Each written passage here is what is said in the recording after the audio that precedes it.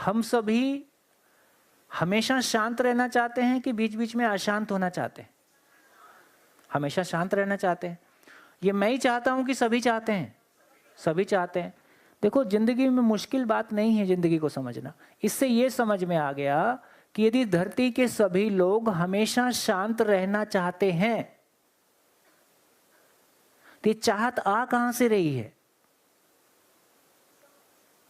तो ये चाहत मेरी जो अंदर जो मैकेनिज्म है, जो मैं नाम की चीज मुझ में है, उसमें ये संभावना है, तभी ये चाहत के रूप में आ रही है। मैं कह पाया? फिर से रिपीट कर रहा हूं।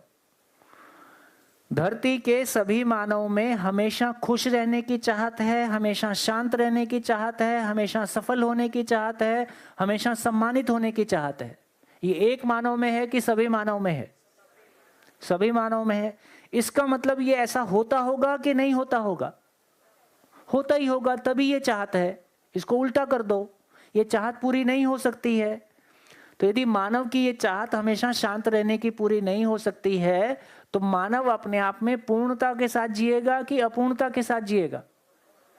अपूर्णता के साथ जिएगा। ये प्रकृति अपने आप में पूर्ण है कि अपूर्ण है? पूर्ण है। प्रकृति अपने आप में पूर्ण है, मानव उसकी सर्वश्रेष्ठ कृति है। प्रकृति अपने आप में पूर्ण है, मानव उसकी सर्वश्रेष्ठ कृति है, और मानव अपूर्णता के साथ जिएगा तो प्रकृति अपने आप में पूर्ण सिद्ध होती है कि अपूर्ण सिद्ध होती है?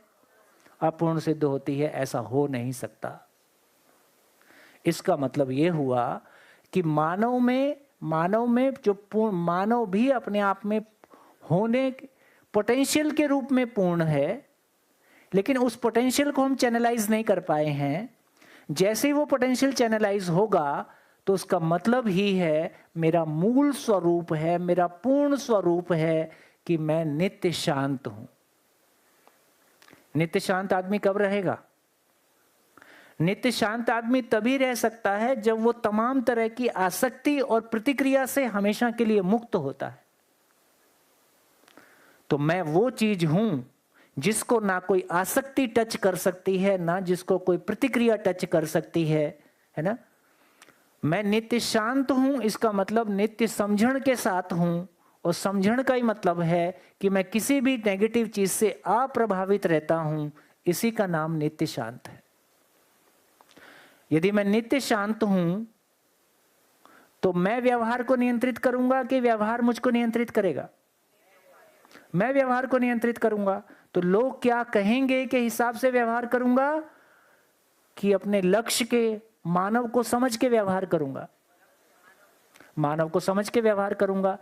तो मैं व्यवहार को नियंत्रित करूंगा, मैं व्यवसाय को नियंत्रित करूंगा, मैं व्यवस्था को नियंत्रित करूंगा। अभी की स्थिति कैसी है? हम व्यवहार को नियंत्रित करते कि व्यवहार हमको नियंत्रित करता है?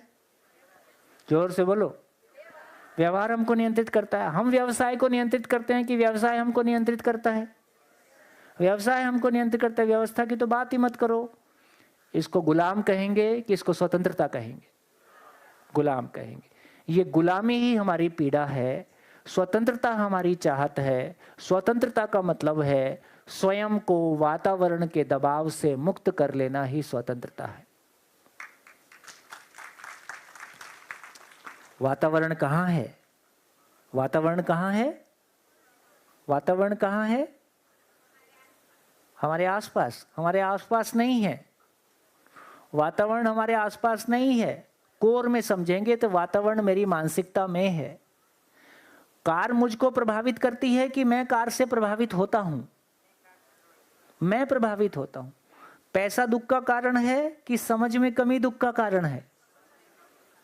तो पैसा दुख का कारण नहीं है, बाहर कोई चीज दुख का कारण नहीं है, बाहर कोई भी चीज दुखी करने वाली मुझको नहीं है, कोई दूसरा मुझको दुखी नहीं करता है। मेरी समझण में कमी मेरे दुख का कारण है, और ये समझण में कमी मेरे दुख का कारण नहीं है। समझण में कमी मेरी समझ को पूरा करने का प्रपोजल है। ये अस्तित्व का प्रावधान है, ये अस्तित्व की व्यवस्था है कि हर व्यक्ति अपनी पूर्णता को पा सके। अपूर्णता का पता नहीं चलेगा तो पूर्णता की तरफ जाएगा भी क्यों?